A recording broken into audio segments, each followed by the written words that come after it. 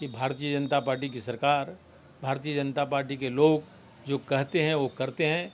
इसलिए उनकी बातों पर भरोसा करके जितने भी झारखंड के भारतीय जनता पार्टी एनडीए के जो भी हमारे कैंडिडेट हैं उनको आप जिताने का काम करें। उनके सभाओं में जो भीड़ देखी जा रही है वो एक माने चौंकाने वाली है। नौजवानों को गुमराह करने की बात की तरह तरह की भाषाएं का प्रयोग राजनीति में वोट लेने के लिए अपनी बातों को रखने की करते हैं। तो बीजेपी लिस्ट जारी की है वो अगर आप देखेंगे तो परिवारवाद से निकल के आ रहा है, क्योंकि लगातार बीजेपी हो या देश के प्रधानमंत्री मोदी जी हों वो लगातार परिवारवाद के खिलाफ रहे हैं। मैं झारखंड आंदोलनकारी हूँ और झारखंड को बनाने के लिए हम लोगों ने काफ़ी संघर्ष किया है, लेकिन झारखंड देने का काम इस राज्य में कोई किया है तो भारतीय जनता पार्टी की सरकार किया है। और झारखंड आंदोलनकारियों को भी यदि सम्मान देने का काम किया है, उसको अधिकार देने का काम किया है, तो वह भी भारतीय जनता पार्टी की सरकार में हुआ है।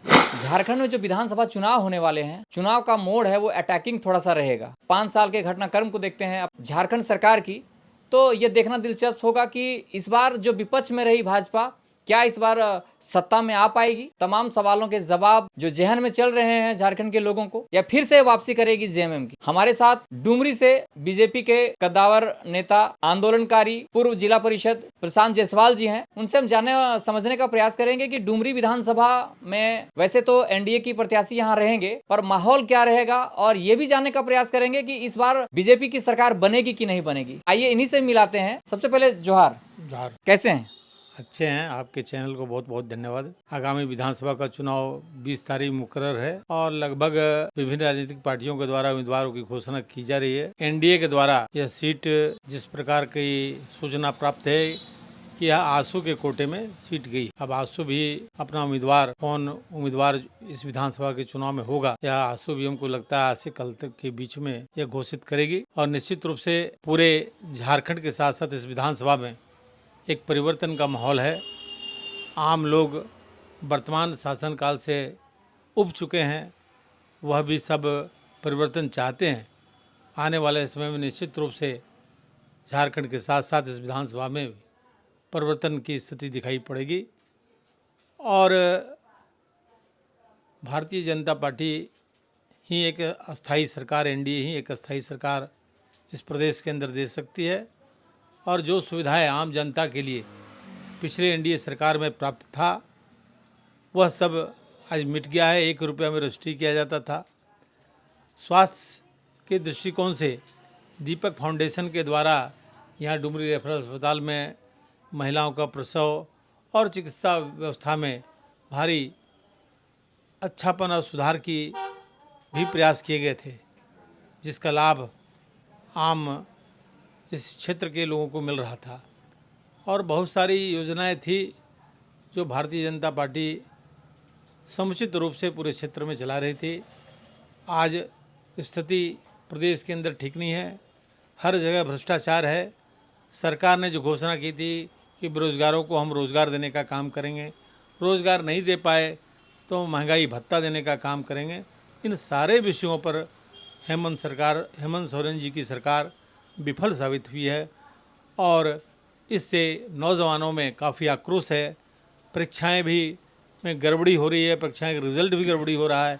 इन सारे बातों का असर इस चुनाव पर दिखाई पड़ेगा और हम दावा करते हैं कि भारतीय जनता पार्टी की सरकार, एनडीए की सरकार इस झारखंड के अंदर पड़ेगी और पुनः झारखंड विकास की ओर डबल इंजन की सरकार को लेकर काम करने का काम करेगी। जिस तरह से देखा जाए तो इस बार जो बीजेपी लिस्ट जारी की है वो अगर आप देखेंगे तो परिवारवाद से निकल के आ रहा है, क्योंकि लगातार बीजेपी हो या देश के प्रधानमंत्री मोदी जी हों वो लगातार परिवारवाद के खिलाफ रहे थे। पर अभी जो लिस्ट जारी किया है उसमें कम से कम 8 से 10 प्रत्याशी ऐसे हैं जो परिवारवाद के साथ रहे हैं।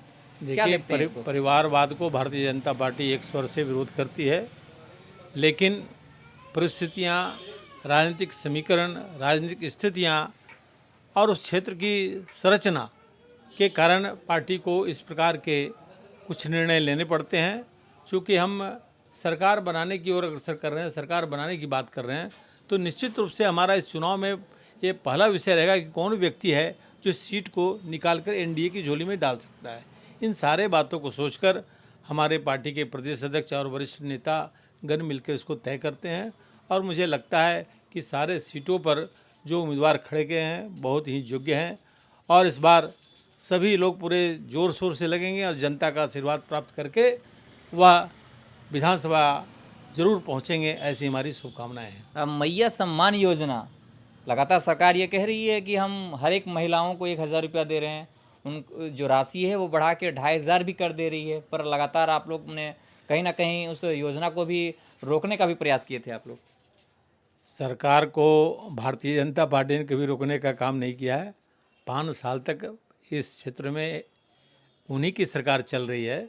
फिर कौन ऐसी परिस्थिति आ गई कि आज चुनाव से 2 महीना पहले मैया योजना और फलाना योजना करने की बात आ गई। उन नौजवानों को जो बेरोजगारी भत्ता देने का काम किए थे, रोजगारों के हाथ में काम देने की बात किए थे, वह सारा खत्म हो गया। किसानों की ऋण माफ़ करने की बात की है, लेकिन आंकड़े देखेंगे तो बहुत सारे ऐसे किसान हैं जिनका ऋण नहीं माफ़ हुआ है।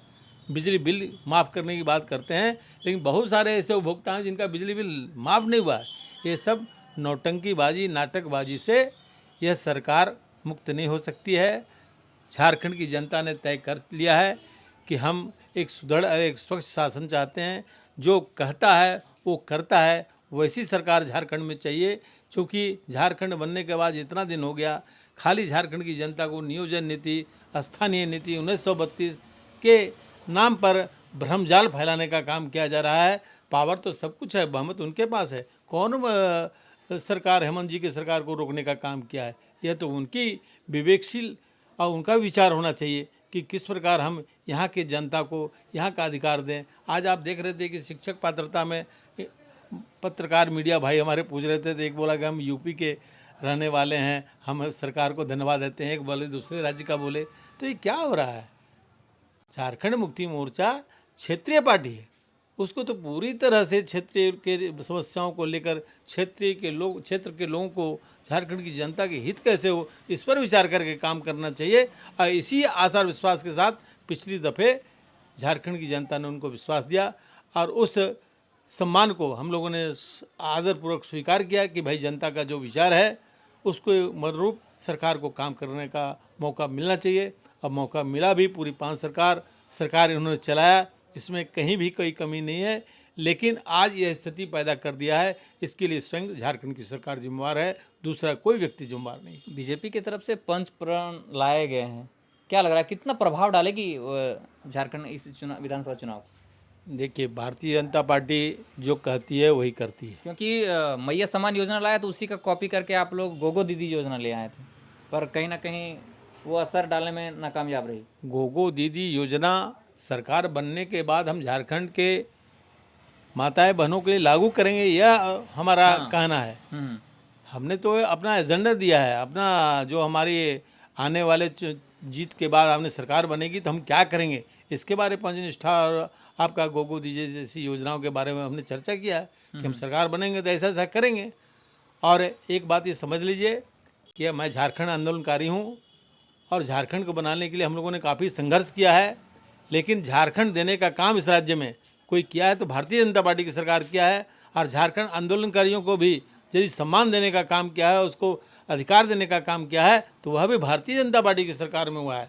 आज इस आंदोलनकारियों के बारे कोई सरकार विचार नहीं कर रही है, न उनके परिवार के बारे, न उनके स्वास्थ्य के बारे, न उनके अन्य सुविधाओं के बारे। आप एक देख लीजिए, इधर एक और पेंशन के नाम पर 2500 के ढकोसली की बात कर रही है, दूसरे और आंदोलनकारियों को जो 500 रुपया बढ़ाया है सरकार ने, वह भी भुगतान अभी तक नहीं हुआ है। आंदोलनकारियों को कोई एक कागज़ का चिट्ठा भी इन्होंने देने का काम नहीं किया, कोई पहचान देने का काम किया है, जब इसके लिए पूरे झारखंड में आंदोलन चल रहा है।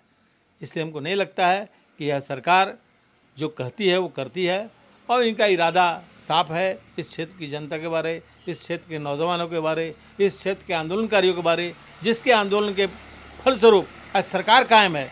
उस लोगों को जब ये सरकार भूल सकती है, उन्होंने कई बार वादा किया, हम उस पर विचार कर रहे हैं, हम टीम गठित कर रहे हैं, छत्तीसगढ़ से उसका रिपोर्ट मंगा रहे हैं, फलाना जगह से रिपोर्ट मंगा रहे हैं, और हम बेहतर सुविधा देने का काम करेंगे। लेकिन आपको भी ज्ञात है आज किसी भी प्रकार का सुविधा और किसी भी प्रकार की घोषणा जो भी है उसका अनुपालन इन्होंने नहीं किया है। इस चुनाव में अगर आप देखेंगे तो एनडीए इंडिया के अलावे एक नई पार्टी आई है, युवाओं की एक नई टोली आई है, जेल कैम्प।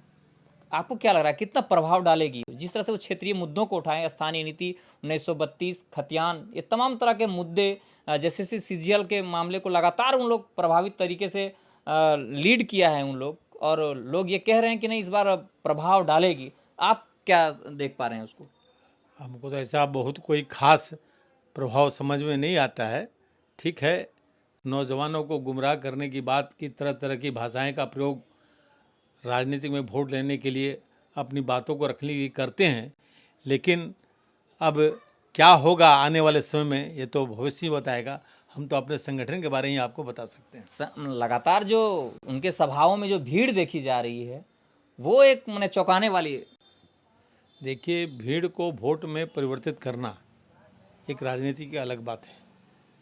बहुत देश में ऐसे नेता रहे हैं इनके लाखों की भीड़ जुटती है, लेकिन वोट का आकलन होता है तो कुछ और होता है।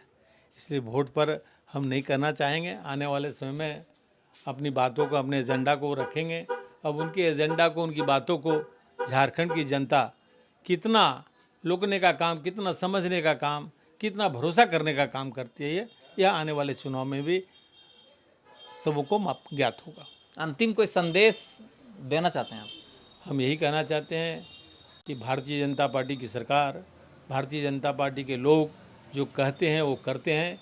इसलिए उनकी बातों पर भरोसा करके जितने भी झारखंड के भारतीय जनता पार्टी एनडीए के जो भी हमारे कैंडिडेट हैं उनको आप जिताने का काम करें और देश में एक सुदृढ़ और मजबूत सरकार लाने का काम करें, ताकि इस क्षेत्र की जनता का समुचित विकास हो, उनका मान सम्मान हो, भ्रष्टाचार में लगाम लग सके। आज जाइए, जिस जगह जाइएगा, भ्रष्टाचार का ये आलम है कि कोई लिमिट नहीं है।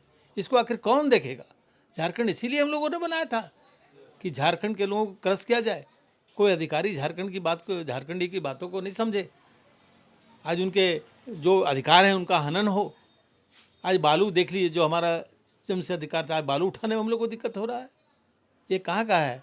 जबकि झारखंड का नारा है कि जल, जंगल और ज़मीन, इसकी हम सुरक्षा करेंगे। आज कहाँ सुरक्षा हो रहा है जल, जंगल और ज़मीन की?